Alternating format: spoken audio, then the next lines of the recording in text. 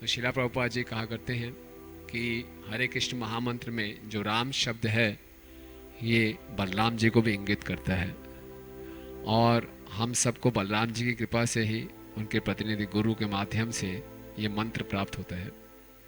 ये मंत्र हमारे लिए हरे कृष्ण महामंत्र और भगवान का नाम और भगवान की कथा इस संसार में दुखी जीवों के लिए एक औषधि का काम करता है। भव औषधि है। साधारण संसार में जब हम किसी डॉक्टर के पास जाते हैं, उससे मेडिसिन लेते हैं, तो मेडिसिन लेने से हमारी बीमारी ठीक हो जाएगी। लेकिन आध्यात्मिक जीवन में जो ये औषधि है, ये केवल औषधि प्राप्त करने से ही ये प्रभावशाली नहीं होगी।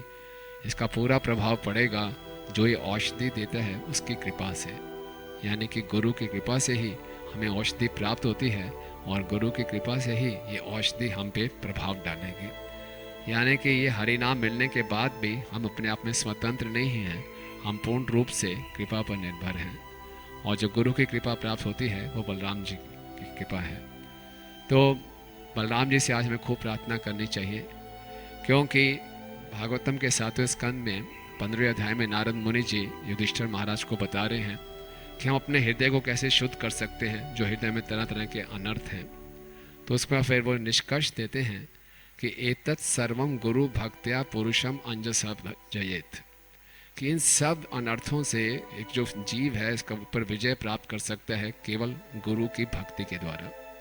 और गुरु की भक्ति का अर्थ है गुरु के दिए हुए आदेशों का अच्छे ढंग से पालन। और शिला प्रभुपाद कहते हैं मेरे जितने भी आदेश हैं उन सभी आदेशों में सबसे महत्वपूर्ण आदेश है कि प्रतिदिन हम 16 माला का जप अपराध रहित होकर करें।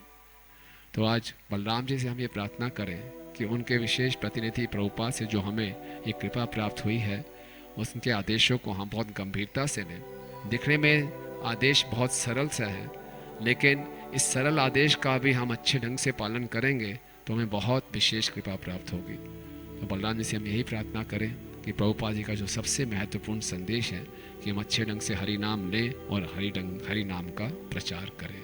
हरे कृष्ण महामंत्र की, बलराम पूर्णिमा महामहोत्सव की